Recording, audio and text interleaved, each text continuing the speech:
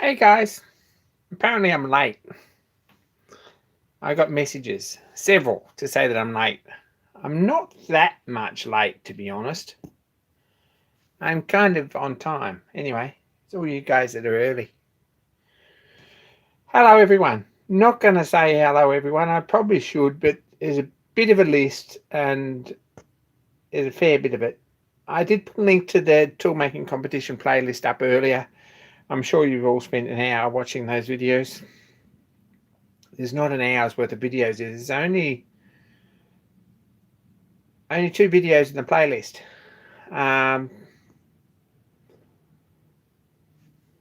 So that makes 40 minutes maximum. Break that down into two 20-minute videos. That's awesome. Couple of entries is really pretty cool.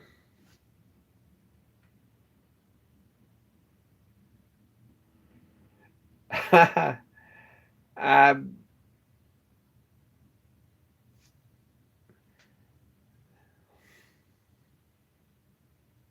so there you go. There's a couple of entries.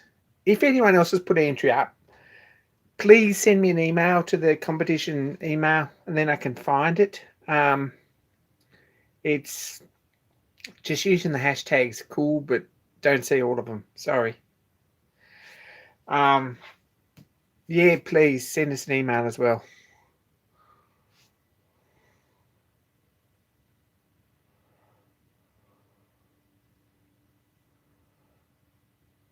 Saw the other video too, but yeah. This weekend, Tommy, that's awesome. The 20-minute rule's fine. Just cut some stuff out. You can do it. If you're struggling with that on a very basic tool rebuild, and I've got a couple of projects, I've just got to decide which one I'm going to do because I might do an entry. Might be fun. I haven't got a clue which one. There's half a dozen projects I could do. There's two or three very, very basic ones, and some more involved stuff. I don't know yet. Just do an overview, put some machining in it, put a bit of a storyline in it, think about it. Probably the biggest advice I could get, and I'm shocking at this, but what you can do is leave it till tomorrow to upload it and watch it through again. And if you're thinking, oh crap, do I have to watch this again? Probably it's not the video for the competition. If you watch it through a second time and really enjoy it and think, yeah, I could fix this or I could fix that, well, then you're on the track. Absolutely. So that's what I think. That works too, Tom. It's not a bad idea. Murray, g'day. But honestly, just watch it through again the next day. It doesn't have to be up. Well, none of us are really on a hard and fast programming schedule, I don't think. I'm not. As you've noticed recently, you might get a video or you might not. And this last weekend, you really didn't get much. I did a Patreon video and I put up a pattern making video from 12 months ago. Sorry, guys, but it is 12 months since that video went up on Patreon. And I watched that back through and kind of enjoyed it, actually. So it's not a bad video. But 12 months ago, I could have said that I don't watch very many of my videos a second time and really don't enjoy any of them. But I think it wasn't a bad video. Maddie's onto it.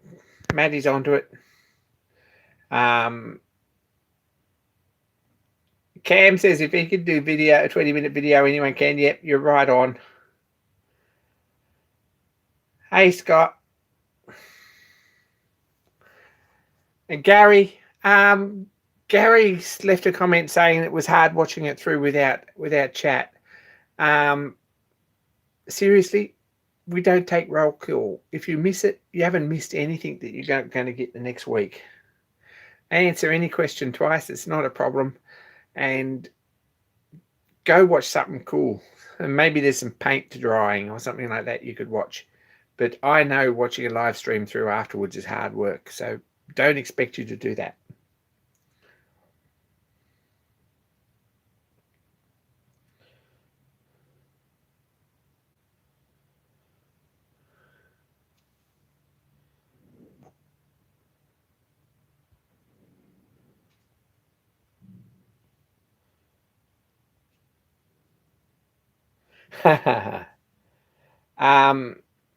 Just have a black screen. Okay, that's a bit strange. Don't know what happened there. Anyway, don't watch the video after the fact. That's just hard work. Sorry. But I guess the ultimate goal is to have videos that we can watch 3 times and of our own videos and watch 3 times and really enjoy them each time and get something out of it and think I did pretty well there. I mean, that's a bit cocky, but to be honest, everyone else is going to enjoy it too if you get to that point.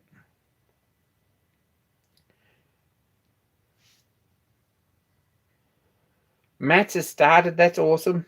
A few hours of video to work through. You poor fish. Just chop most of it out. Congrats, Stephen, on 2K. That's awesome. That's pretty exciting. The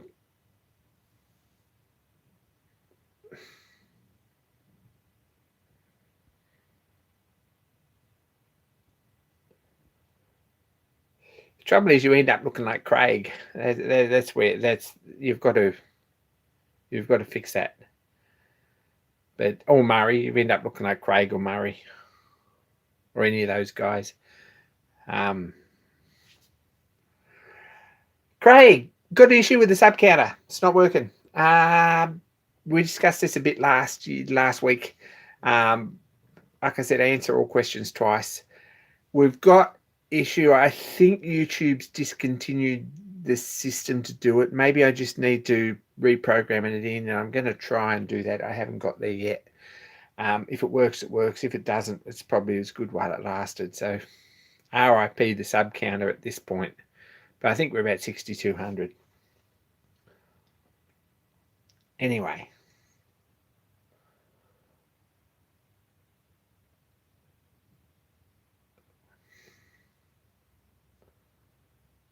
I'm struggling to picture Tom with a rock star haircut. But anyway, if that's your thing.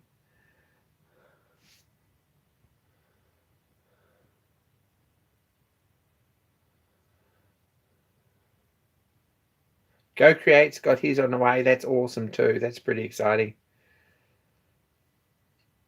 Take care, Mike.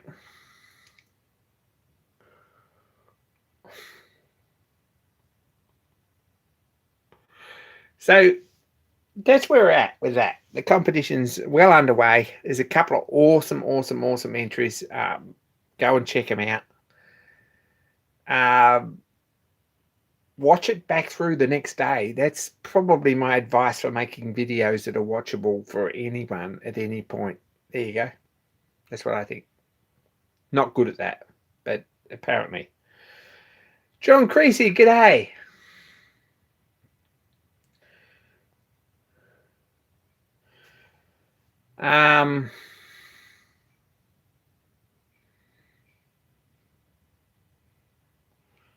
What else? I made the timer for this. There's some progress on this, right? Let's zoom this in. Don't know if that was a good thing or not. There we go.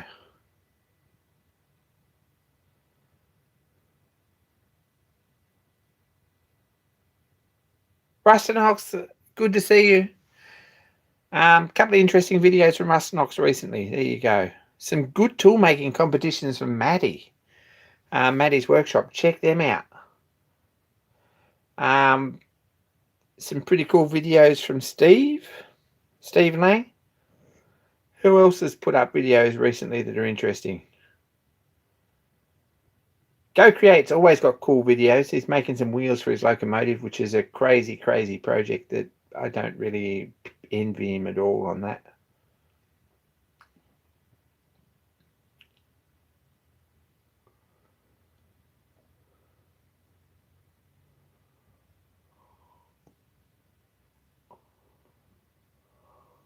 Bob Miller, g'day.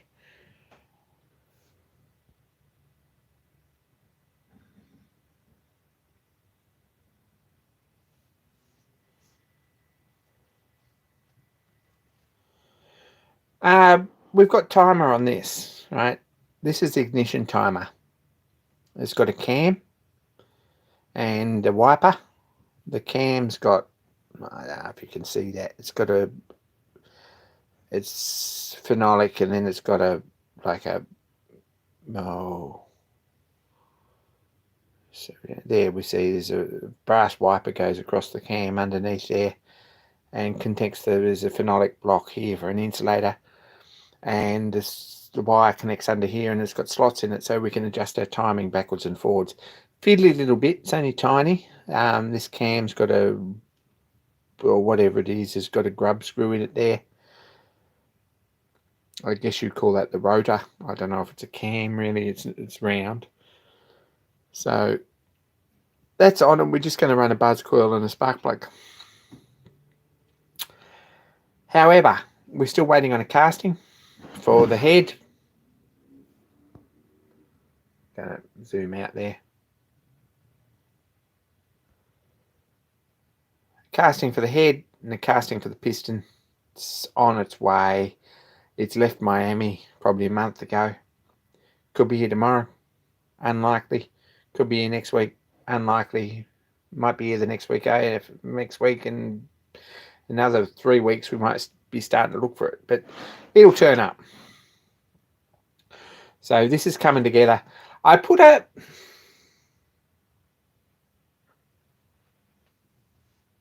Sorry, Gary. Hope you turn up. I hope it works out.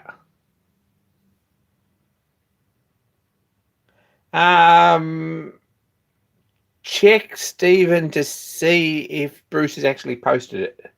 That's where I'm at with that. Bruce's postage timeline is different to other people's. Hey, Dan.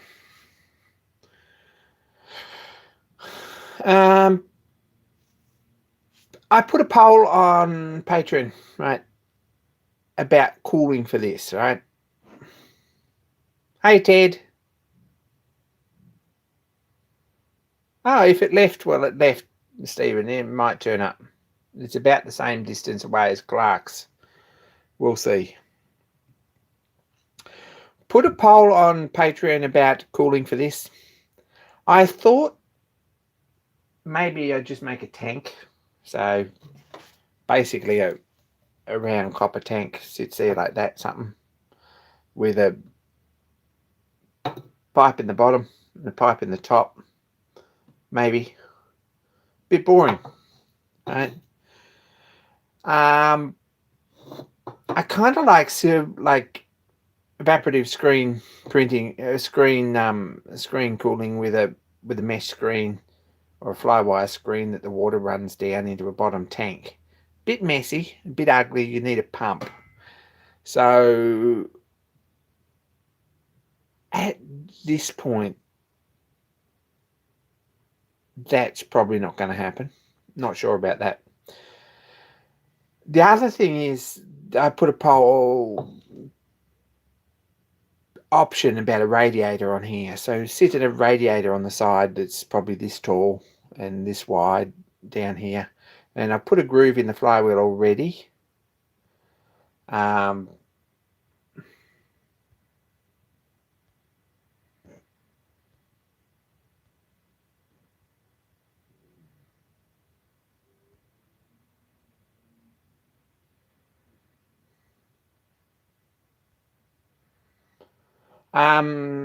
Steve, yeah, like a waterfall for evaporative cooling. I seem to get a lot of comments about radiators. So, or a lot of people think that a radiator would be the way to go. I tend to, if I put a poll on Patreon about building something, they tend to pick the most difficult thing. So I should learn by now, but that's the way it works. Is the most difficult thing gets all the votes and nothing else, even no one even considers anything else. They just think, what's the most challenging thing to build? Let's pick that. That's what we want to see, which is fair enough. If hot water rises, you would need a pump. If you put a radiator on here, you wouldn't really need a fan, really need a pump, because you put a bigger tank on the top, and then thermosiphon would probably bring the hot water to the top of the tank.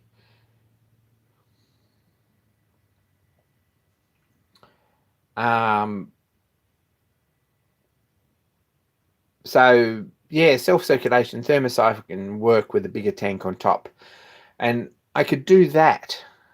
I could put a little pump here, a little rotary pump, probably, and have an evaporative cooling system, but it's fairly bulky and it takes up a bit of room on an already big model. I think I'm going to make a radiator. Just bring this round. Paddy, that's a really good idea, and I had a couple of comments about that. The only issue is they look a bit modern, and they're probably aluminium, which means that they're very difficult to work with and improve or put tanks on or solder pipes to or anything like that. So that's one of the reasons I'm not thinking that. I'm thinking I might make a old-fashioned brass or copper radiator to put on the side here and leave it polished top and bottom tanks. I'm not sure, but we're still thinking about that. It's the next thing.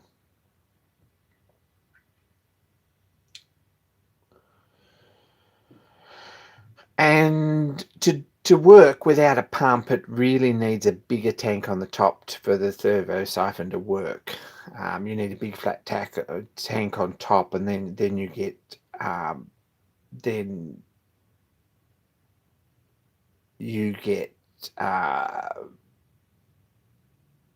heat exchange, I guess. So cooling wasn't part of the original design, and it's been missing, and I'm guessing all the ones I've ever seen had a pipe up here and then a tank on the back, quite a big tank. I think tanks are awful, and they spill and you can't leave them full of water. They're easier to tip water out of. Not sure. I think you're going to, if you put a pipe here with a pipe along the side with a tank on the back, you're going to get an airlock in here as well, I'm worried about. So the other thing is it's very unlikely to run long enough to get hot. So, don't know.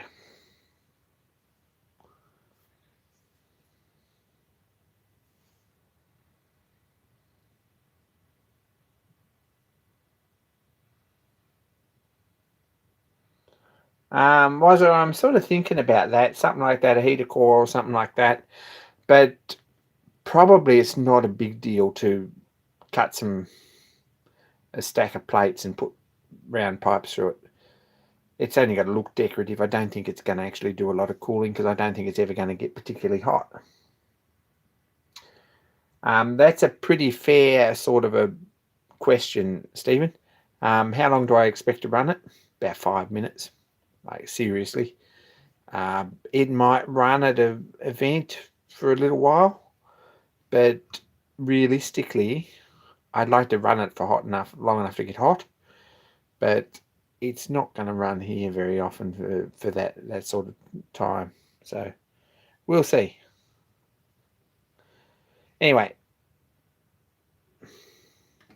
you could horizontal mill some fins into a block of aluminium. Same thing though, Craig, is soldering tanks on it. It's a bit difficult. It's all right if you've got a TIG. I'm probably going to make old, like, single flute heat exchanger pipes with fins on them, and then put them all in here, soft solder it all together. Otherwise, you could make some copper fins in a stack and drill them all and put pipes through and spread them all out on tubes and put top and bottom tank on it. That might work too.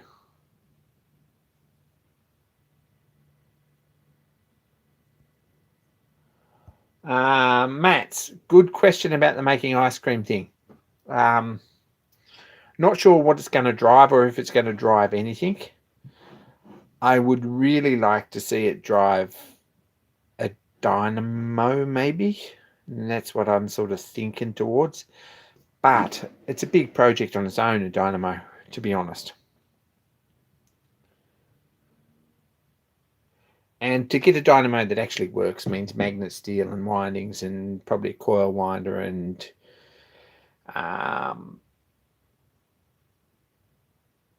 from experience, and I did make one, it's not a particularly easy thing.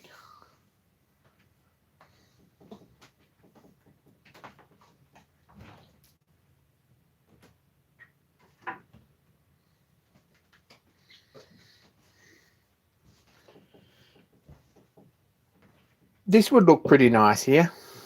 Let's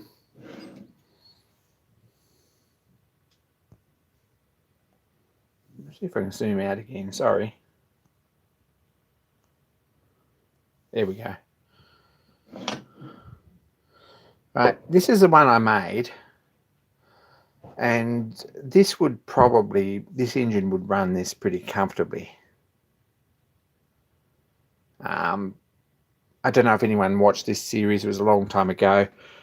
It was a bit of a project.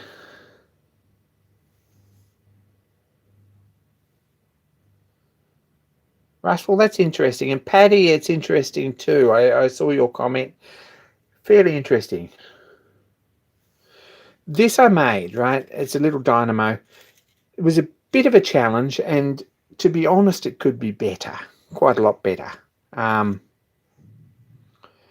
I wanted to make a vintage Meccano style or a Bing style or such electric motor. That was the answer. And this does run as a dynamo, but it doesn't deliver a lot of power.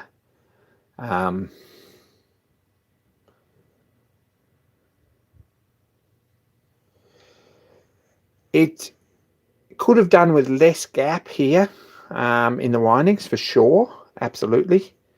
It could have done with a decent bit of magnet steel for the center winding here. I wound this armature, pretty pleased with it actually, and made the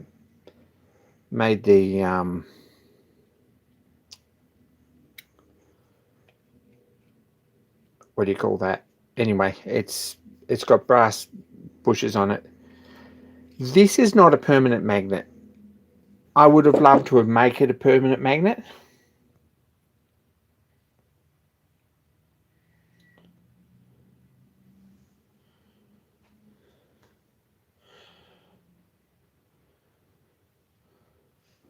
Max is onto it, but yeah, this has got permanent magnets in under these plates, all right, and it's not ideal.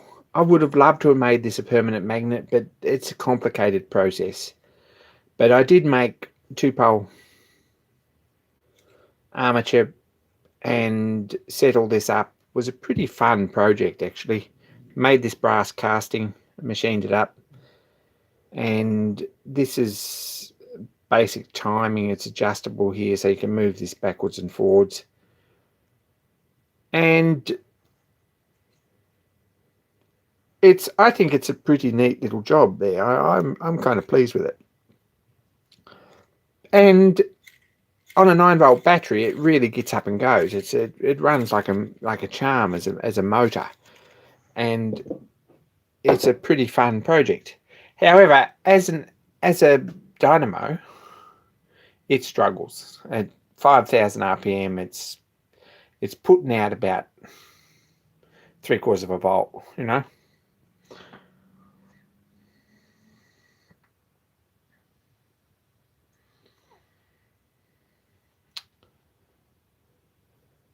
Yeah, it's got neodymium magnets in here, but they're not ideal and they're not close enough really here to the armature.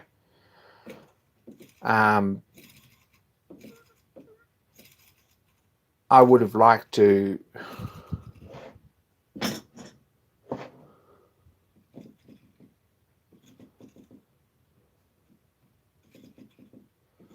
it'll run an LED probably at the right speed, but it really screams, and I'd like a motor to run it, but probably if I was going to get an engine to run this directly, like a proper high-speed engine to run it, I would re-engineer this and Doesn't seem to make much difference whether you put 5 magnets on the side or not. There we go. But Greg's right. Anything useful needs 9 to 12 volts. That's right. And you need something a bit bigger than this, and a little bit more complicated and a little bit more precision. This was a fairly early project. Really enjoyed making it, and it was quite a job. But I wouldn't mind having another go at one, and I would do it differently. I would put basically magnet steel with another armature across the top, or a coil across the top that needs to be excited, probably. I know a little bit more about them than I did, but this was a fun project. This is Prince, and really enjoyed making it. Was a bit of a challenge, but I'd like to make another one for this that'd be a bit different and a bit bigger. However, we've got that speed issue because this is not going to be running fast enough. An alternator from a small motorcycle, that's okay, but it's kind of cheating. It works, but about the time I did this, Myford boy sat down and did his little engine,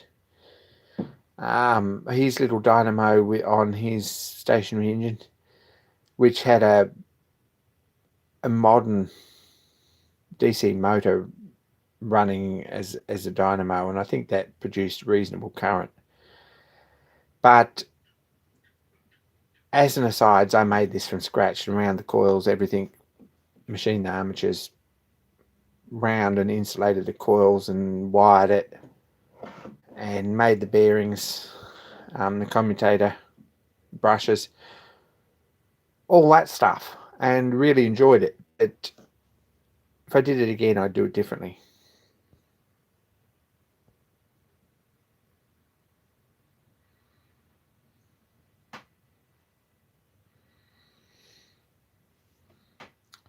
And it's a fun project on its own. I mean, if anyone is looking for a motor project that's not steam or petrol or gas, this is a pretty cool thing to make. Design from scratch and make, or look in the old books and find a design and copy it. It's kind of it's going to be a challenge, and you get that awesome smell, better than steam or petrol engines. You get that that ozone smell from something like this that basically is probably more of a carbon dioxide producer than this will be, but it's fun. Maddie, do you know what RPM this will do? I reckon it'll red line at about 450, 500. I wouldn't like to see it do any more than that. There's no governor on it, and I think it's going to blow itself to bits with any faster than that.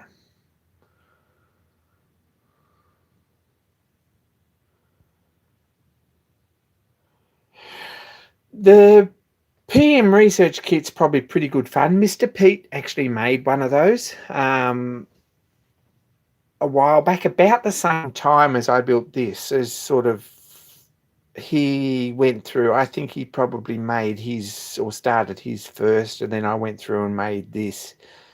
And Myford boy made his as well about the same time. So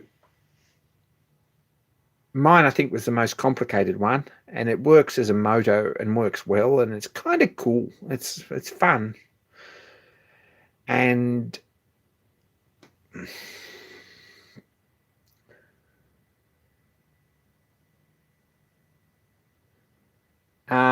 Paddy, yeah, that's probably Stuart.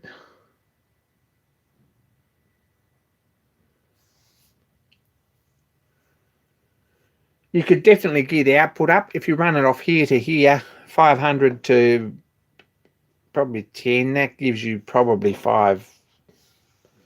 Is that right? If this runs at 500 and that's 10 times as big as that, that should give you what, 5,000-6,000, something like that.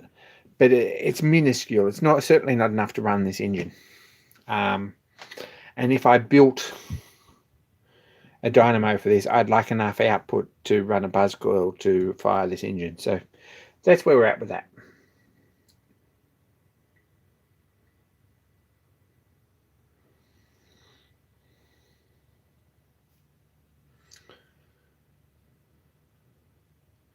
Anyway, fun project if anyone wants one. I probably have some drawings for it. I certainly got a pattern for the castings. I can sort of remember, I think probably I would put more turns on here on a finer wire, and I would leave less gap here in the rotor. It was hard enough to sort it out. And I would probably put carbon brushes on it, just cut down on the ozone creation and the smell, because this is really a bit reeky after 5 minutes running. And I would put decent roller bearings in it if I was doing it again too, but I would also get these holes on the side straight so that the screws are actually in line. But that was another thing that was a bit of a challenge.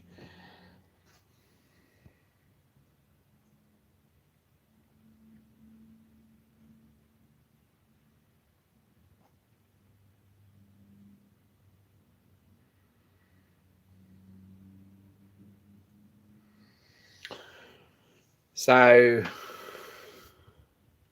make a great tractor. Yeah, thanks, Greg. I've got enough to do without that. But I'd like a nice stationary engine, and I'd like a reasonably compact thing. So a radiator, I think, is probably the go for here. I'm not sure, but we're getting there. And a decent big dynamo on the back would be fun too, but at this point, this isn't going to be the one. And I've got certainly a lot bigger range of stockists. Gosh, my nails are crappy. Sorry. A much bigger range of stockists for things like magnet steel and wire and stuff like that. So probably I could produce something much, much better next time around. But electrics to me is like science, and it's invisible craziness that I don't know much about. Maddie's onto it.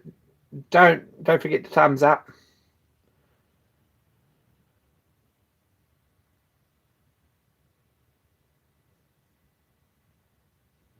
So I don't know. I don't know about something to power this for this to power. That's one option. The other option is something totally practical like an ice cream maker, but I would like something that you can demonstrate for 5 minutes and turn off. I don't want something that this is going to run for 4 days and wear itself out.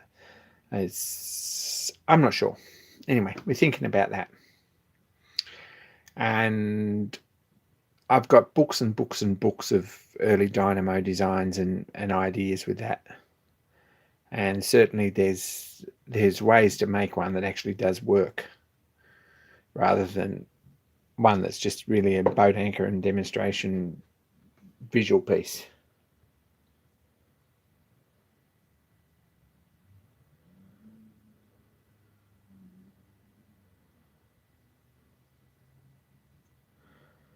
Good to see you, Aaron.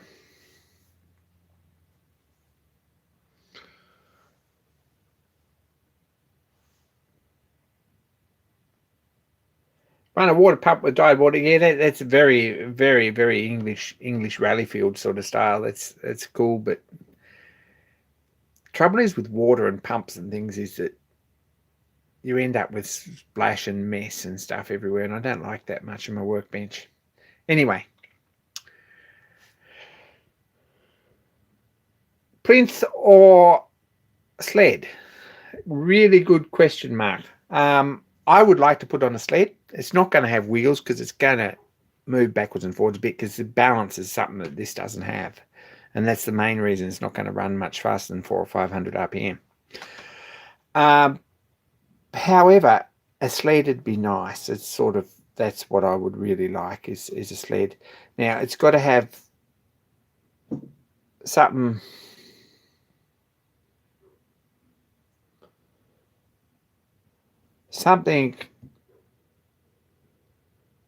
big enough to fit this and a coolant tank, and it's got to have a trembler coiler in it somewhere and probably a battery, although we can make the battery plug in separately. So it's getting to be a fairly big model. That's where we're at with that. I'm not sure about that. We'll get it running first.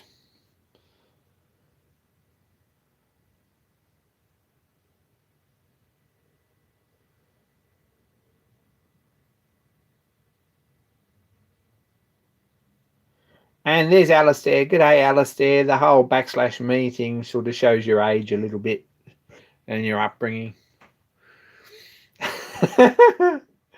It doesn't work on very many things anyway. Timber base and hide the battery, and that's cool. I can just put a plug in it, because if I build a dynamo for this, which may or may not happen, to be honest, but it's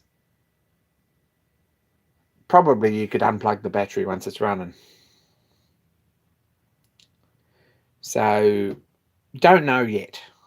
Might go on a plinth. The trouble is with the plinth or a base for it is that it's difficult to pick up, whereas a sled's pretty easy and portable. I like that, and you just grab each end of it and take it, rather than have to worry about skidding it off the bench to pick it up and then jamming your fingers when you drop it and all that stuff. So that's where we're at. And we're thinking about this all the time and all these things. We've got the timer on, we've got the cam in, we've got the camshaft in, we've got most of this bottom end looking surprisingly good, to be honest. With this cam on and a little bit of pressure on the top of this, it's bringing our gears fractionally close together. So I've got one tooth there that feels a little bit noisy. I might just give that a clean up, see if there's actually a burr or something on it, because that wasn't an issue before we put this cam on. So we'll see. We'll find that problem.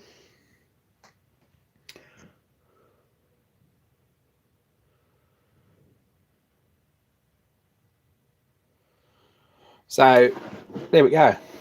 That was this weekend's project. The other thing that happened this weekend is I hit my head. This is a bit of a trap. I have all these boxes and they're kind of cool, but they sit up above the milling machine in 3 stacks, and I've got to move half of a stack mostly to find anything. They're all labelled and pointing out at me. I need to make a cabinet to slide them all in, and that way they could be down on the ground somewhere. But what happened was there's a box of gauge pins fell off the top of the shelf and hit me on the head. And just be a bit careful of that, guys, because I really was feeling a bit ordinary yesterday, and this happened Sunday, maybe Sunday afternoon. So I'm wondering whether I got a bit of concussion, but it's probably just bruising. I never drew any blood or anything. And I spent an hour picking up gauge pins and putting them back in the box in the right spots. And I'm going to need to do something about storage. That's where we're at with that. Or wear a helmet. Yes, I could wear a hard hat. But that slowed me down a bit this weekend. I had every intention of doing quite a bit on this weekend as well, because, gosh, this engine's heavy. Just so you know, this weighs a fair bit.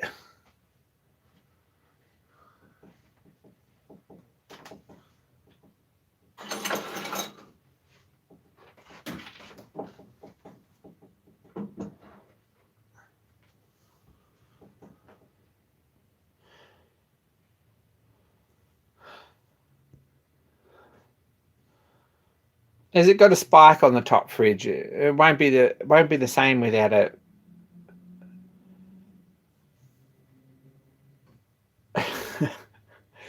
without a spike on the top.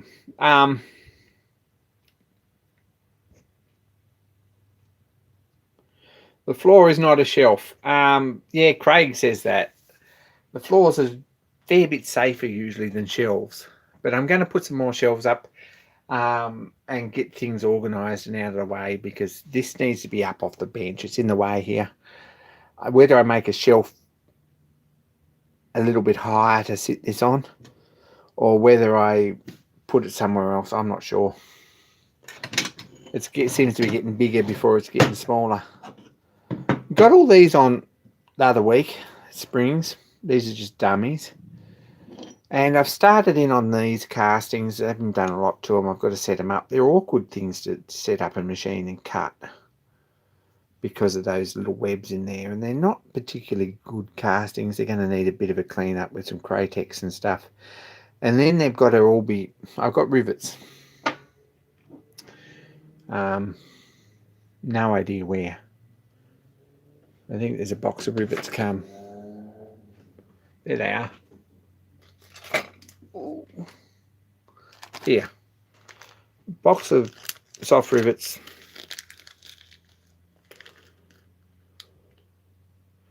To rivet them all on. And that's a bit of a job.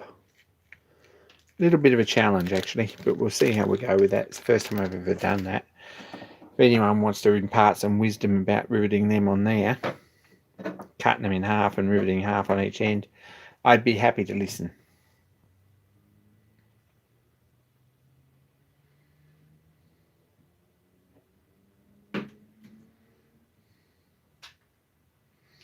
I could 3D print a nice helmet. It's not going to happen. Fridge says that it can be arranged with the spike. Yeah, it can't fall off the floor, Dave. That's spot on.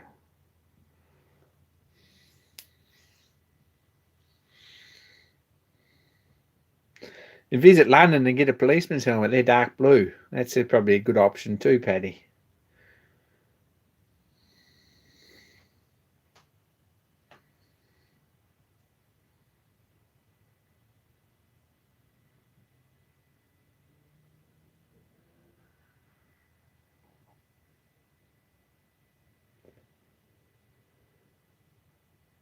Hey, Dave. Good to see you.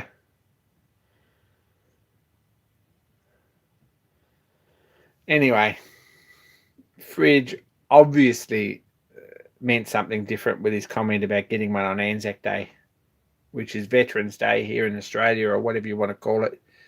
But there's a lot of parades, and I guess if you're quick, don't think that's what he meant. Anyway, I wouldn't even think of doing such a thing. Now, finally ordered castings. What did you get? Come on, we didn't spill. Everyone's waiting. Which castings, Greg? Oh.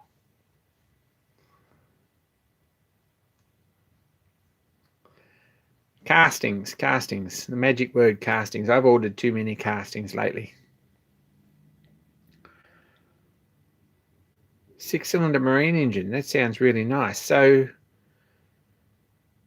gas engine or steam engine? More information. Come on, more information. It's like pulling teeth.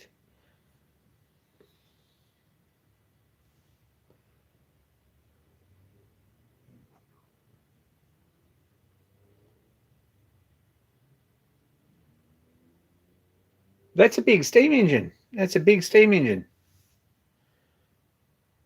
66 millimeters. That's like that diameter. That's bigger than that Stewart.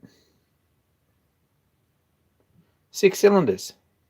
It's a crazy big project. You'll be dead before you finish it.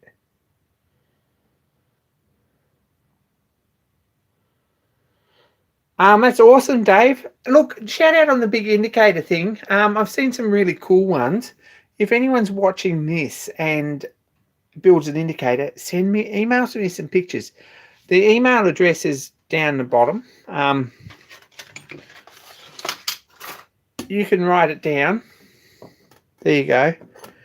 Email me some pictures, because I'm really kind of keen to make a video with you. Shout everyone out who makes one.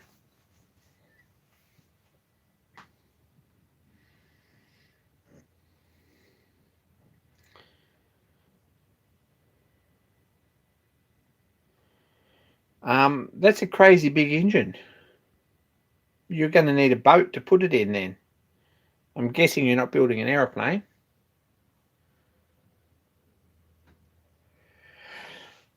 Uh,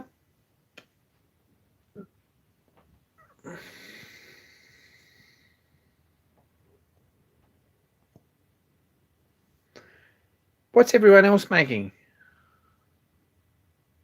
Plans are in 1900s. Take care, Warren. 12-hour day. You're working hard now. Keep in touch.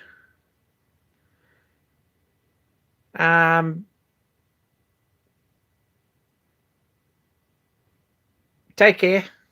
See you, Wiser. What size boiler feeds an engine that size? Cam says. That's right. I'm interested too. That would run what, a 30-foot decent 30-foot boat, something like that.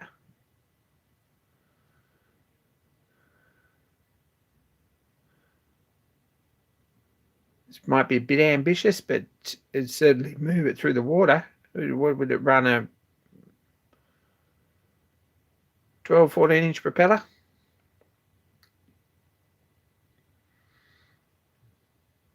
That's awesome, Maddie. Absolutely.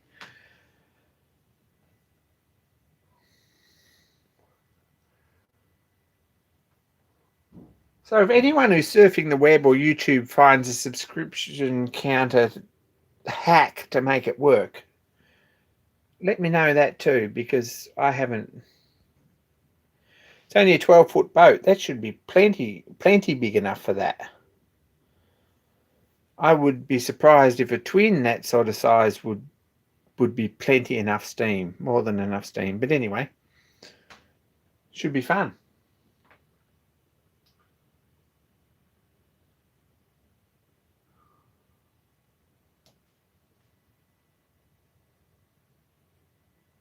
Now, another question I had, and everyone knows the answer to this, that absolutely counts, Cam.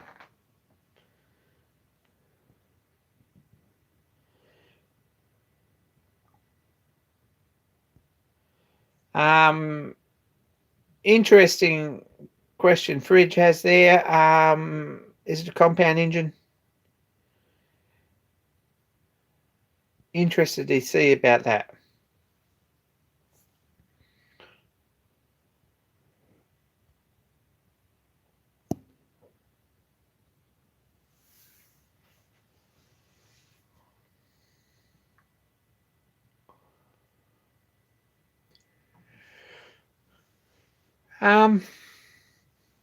What else is happening? No real mail this week. Pretty poor on the mail front, is with good reason. There's still castings. There's still a box of castings AWOL for this that are on the water somewhere, I imagine. They went slow boat. Don't know why.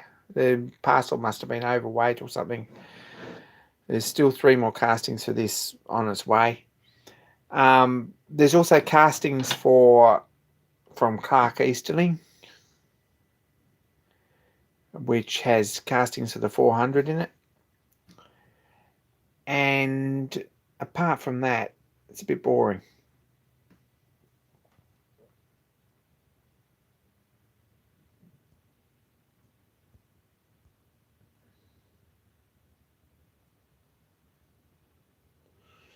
And get a heap of other projects done. We haven't all got Maddie's output. Gosh, he makes a lot of stuff. That's pretty cool.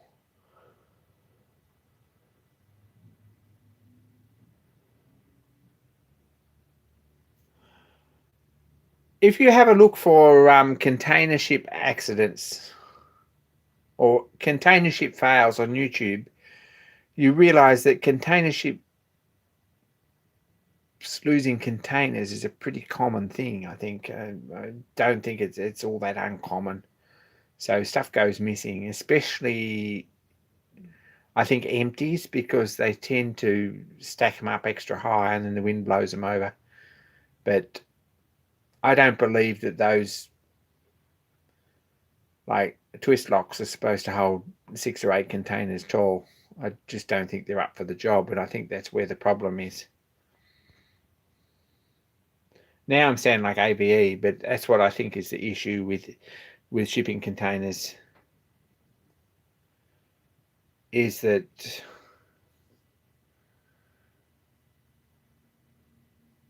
they stack them up too tall, and then there's not a lot holding them together. It's a fair bit of leverage on a twist lock, which is a fairly inoffensive looking bit of gear.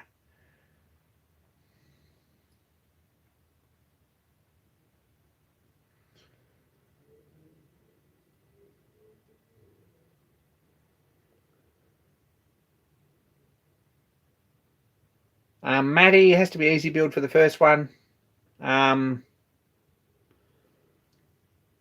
Hit me up if you've got any ideas, because I've got lots of drawings. I've got a stack load of drawings, and always happy to swap something. Happy to go and scan something or whatever. I've got a crap load of drawings.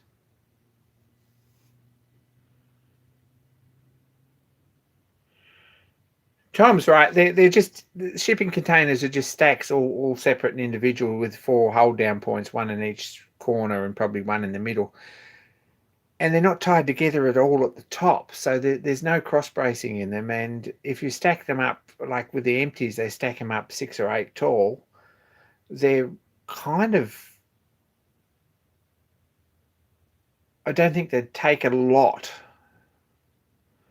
to tip them over. But anyway.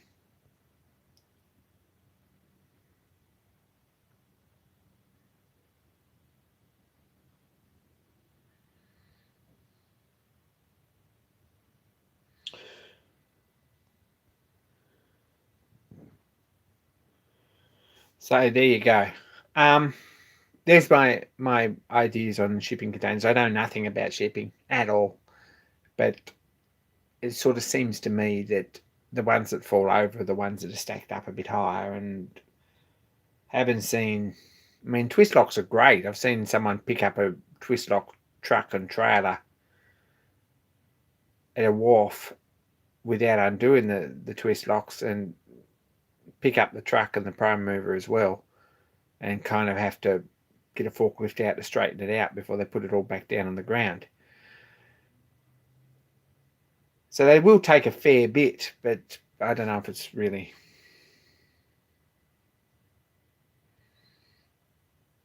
You're the engineer, Tom. Love Yuri's channel, Patty. Some really inspirational gear there. Sort of art. There's some really good crossover channels there, and that's where I'd love to be, but I'm much too practical and not arty enough to make things that come from the heart rather than from a drawing. Sorry.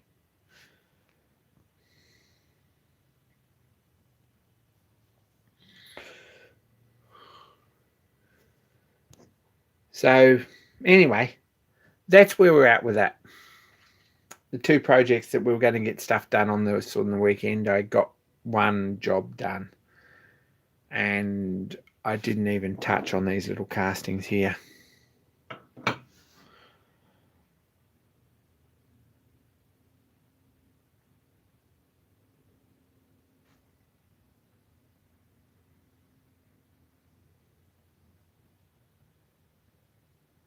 He's interesting individual, Paddy, but he's kind of good.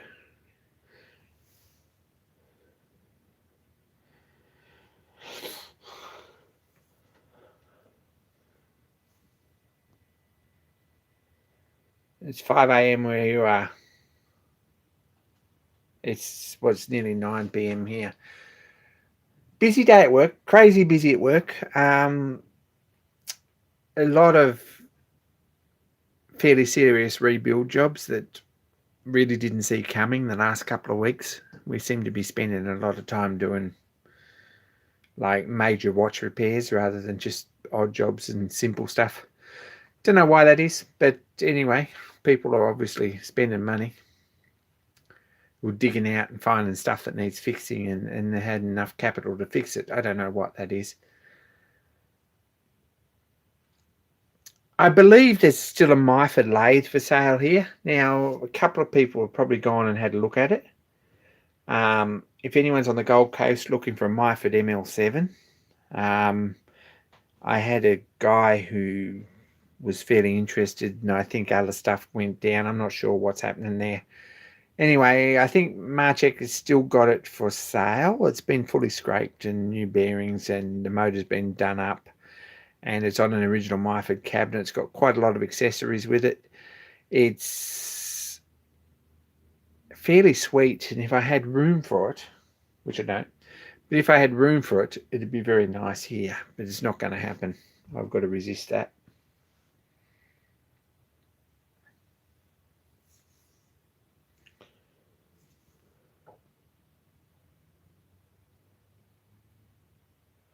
John needs another one.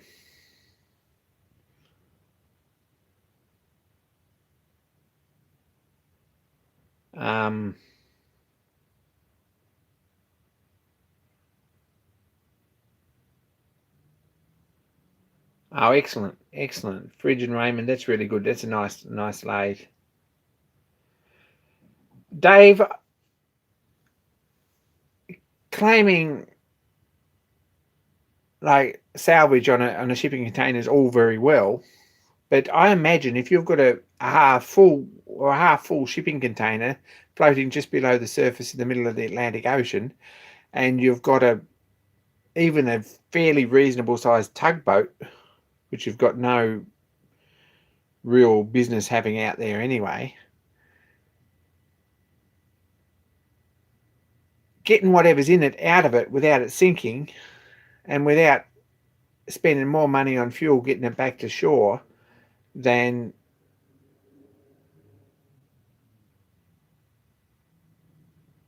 is probably worth the salvage ride. I don't think you could make money on that, but you might be.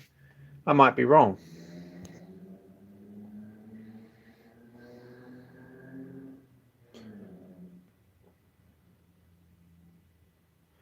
And Cam's just bought another milling machine. I'm not even going to judge. I'm lost for words, actually. I'd put my Lorch up against the Myford any day, but it doesn't have some things. And the really big benefit of a Myford,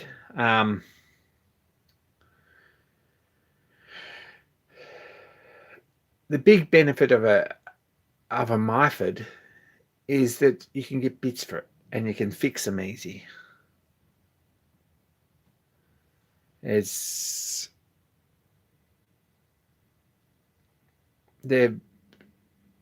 every accessory known to mankind is out there for them, and they're reasonably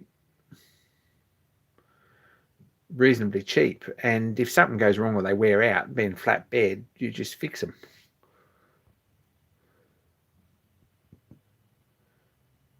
But anyway, what did you get, Cam? That's the next question. What sort of a mill did you get that you might need a second one?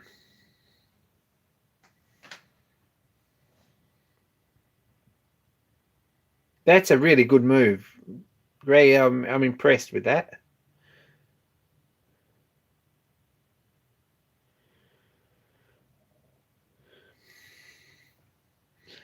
Come on, Cam, spill. What did you get? What'd you get? What'd you get? What'd you get? We're interested. More information.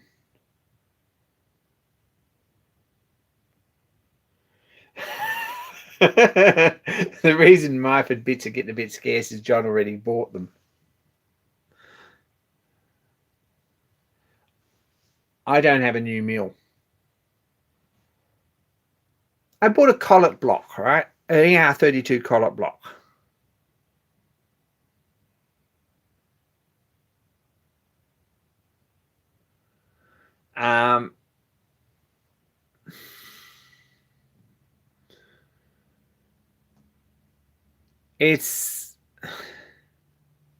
I got a 12-sided one, yes, in the end. But this is a long and painful story, right? I clicked on one of these Chinese, I guess, dealers who've got the Australia Post icon all over their main picture on their item, and Australian stock and all this sort of stuff, right? And thought, well, I'll do that because then shipping's less of a problem. So I goes and buys it because it's all buy it now. So I bought it. It was cheap. This was a 6-sided one, and I thought, well, that'll do me. Anyway, I clicked buy it now and paid for it. And it went through with my post office box, which is, with the small parcels, really the only way I can get parcels delivered. Because, to be honest, if it gets delivered to home, I don't get them. And if it gets delivered to work, well, they won't deliver it because it's in a shopping centre, and then the mailman doesn't come in, but the contractor does. It's complicated, and it's involuted, and that's how it is. But so post office box is the most reliable way to get it. So then I get an email back, right? It let me buy to post office box, and it says Australia Post, and it says Australian stock, etc., etc., etc. So I got an email back from her. Please provide another shipping address because we don't ship to post office boxes. So I thought, I see. So the most likely thing is that this lady or whoever it is in Singapore or Hong Kong or China or somewhere, and they're just taking advantage of international climate to sell stuff. So I automatically said, well, just refund, it's cool. Please cancel the purchase. Do it now. And I got another email back saying, please provide another address. So they're obviously ignoring that. So I'm going to have to go to eBay with that and get a refund.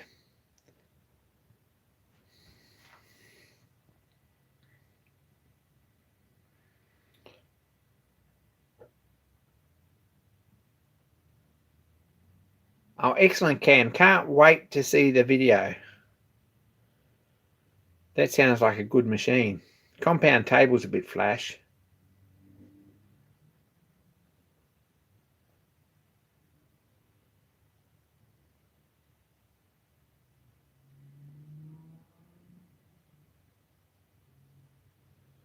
Anyway, so I went and I bought from a seller in Sydney that was quick and easy and easy to deal with. I bought a 12-sided one, which is a bit more expensive, but I've only got to buy one, don't I? So I've got an ER32 12-sided collet block coming soon. And probably I've got a 6-sided one too, because I'm not sure if they're going to cancel the shipping, but I think eBay will step in and fix that. I'm really not going to buy something from overseas and expect to wait months for it for free postage when it's advertised as being in Australia. So stamp my little foot about that.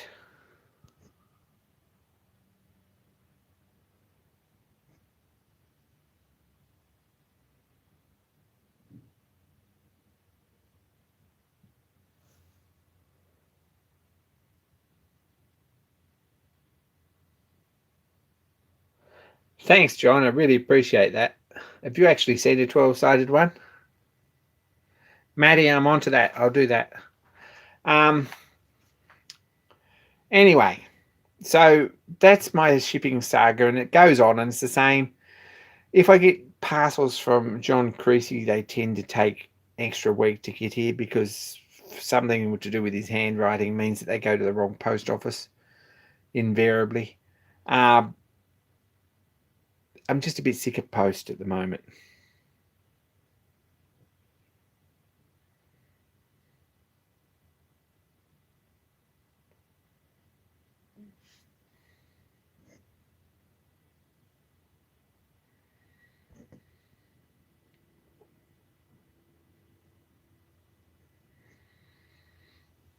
Anyway, that's my rant.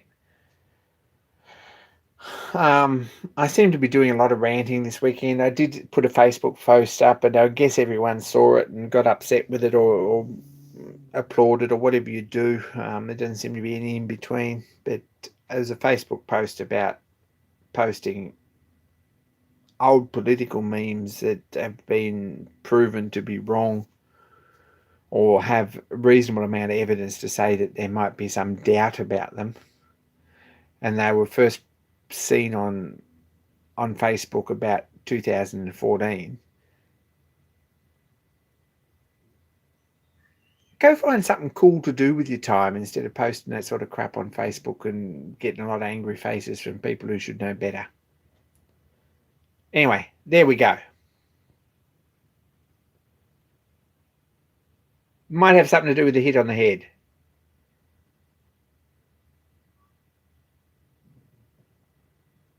That's good advice, Gary. I think you'd usually use it with a square anyway.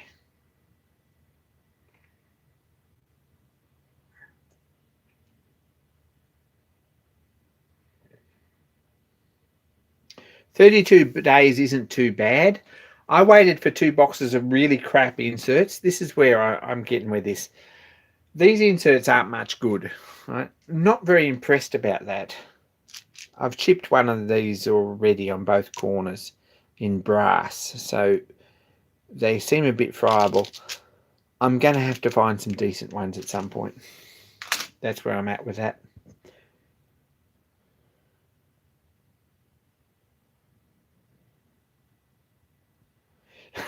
That's probably me, John. Am I banging on about smart dust? I'm sorry about that. But yeah, make tools instead. That's exactly right. See you, Dave. Good to see you.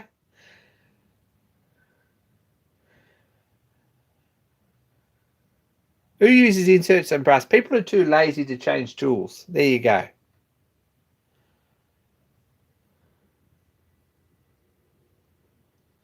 They are a bit brittle, the cheap ones, but I got 2 boxes of cheap ones earlier, and they were fantastic. They lasted forever.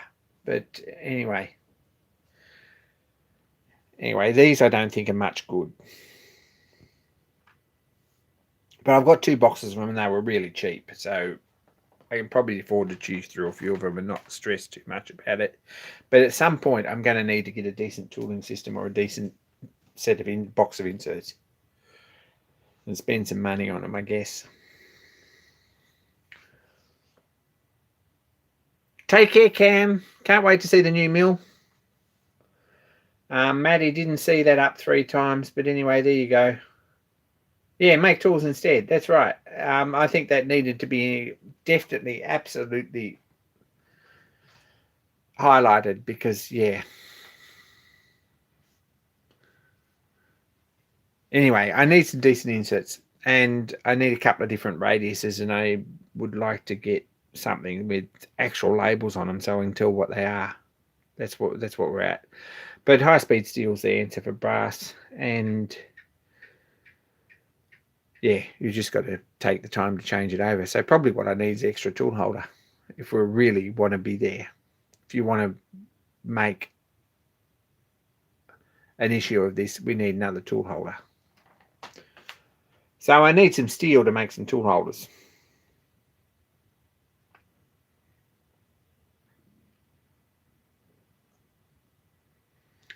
Some of those blue inserts are really good. It depends on the manufacturer. The last lot I got were fantastic. Really like them, but I think they come from Banggood and they're not too shabby. Whereas these just come from a home and garden seller who imports or exports everything, and they were a bit crap.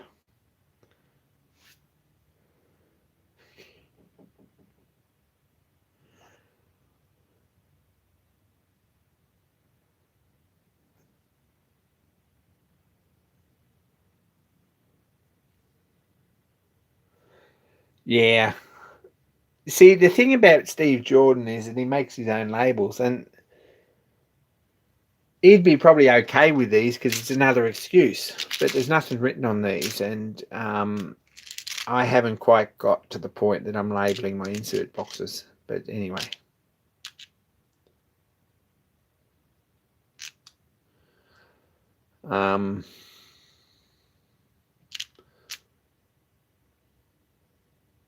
There you go.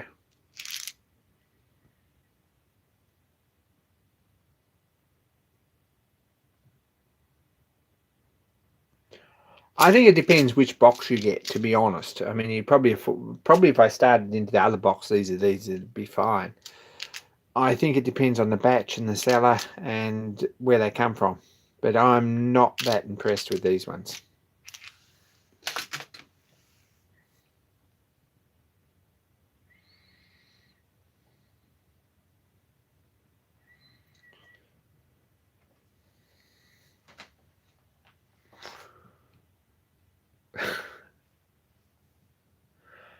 I don't think they're Thai-night. I think they're gold coated. I think they're probably like CAD plated or something. I don't think.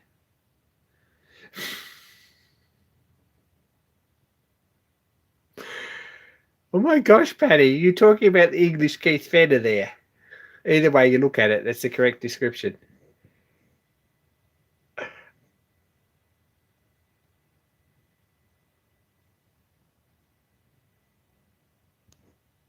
Um, the depressed Englishman with chickens. Yeah, it's Steve Jordan and the label maker. Um, he does have some really good output, actually. He makes some pretty good tool making videos and he's got some pretty good ideas. And if you wade through his videos, you usually learn something. I'll give Steve Jordan that, but he's pretty heavy going.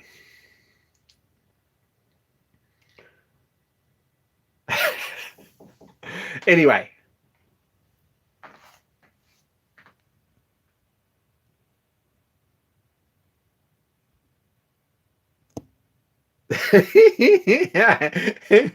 Are you saying, Paddy, that he's not the Keith Feder from England? No, he's probably not, but he's big on chickens.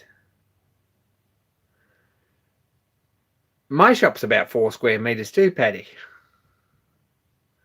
Quick Spring shop is about 4 square meters. But no, I don't have chickens. No pets at all.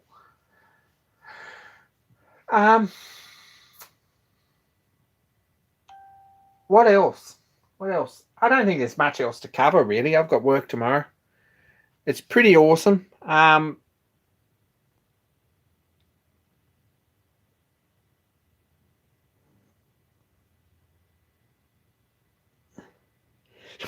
Oh, John, that's a bit harsh. I don't think.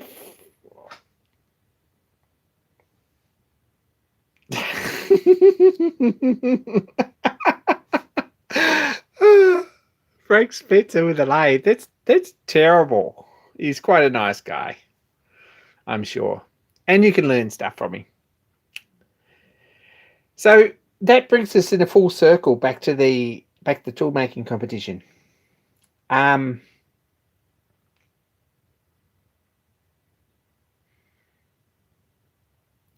Don't make a Frank Spencer video, because I think that's probably a little bit. You can do better than that. Watch it through the next day, and if it makes you cringe, start again. That's where I'm at with that. It's a tough crowd.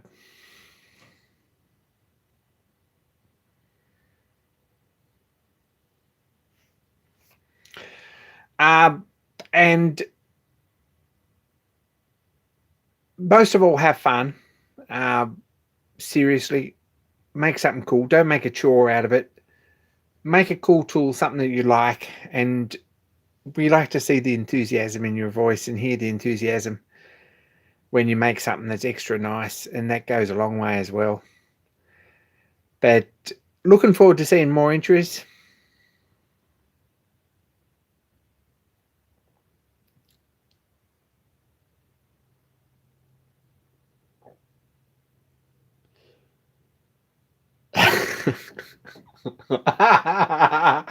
I love it how everyone bagging Steve Jordan, but everyone's watched his videos. I like that. That's awesome. Like, not missed anything.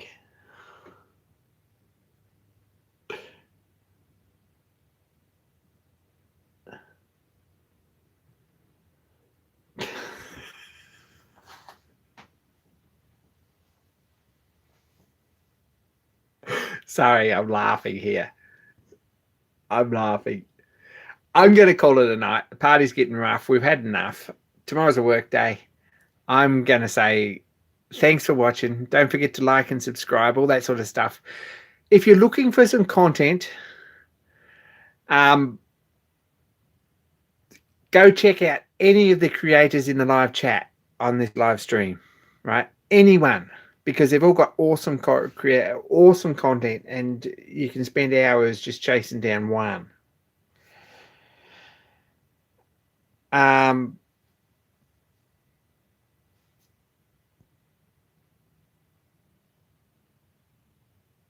You can make a lot of things out of billiard balls. Check out Jimmy at Stewart Arts.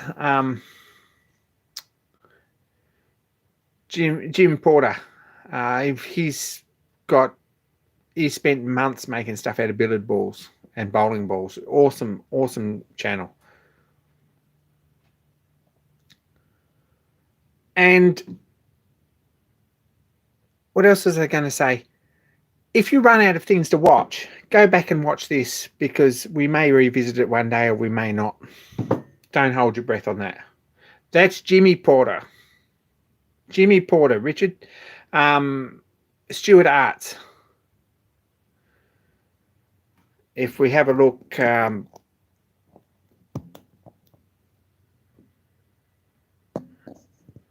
that yellow sticker is him. He makes automata and lots of cool stuff.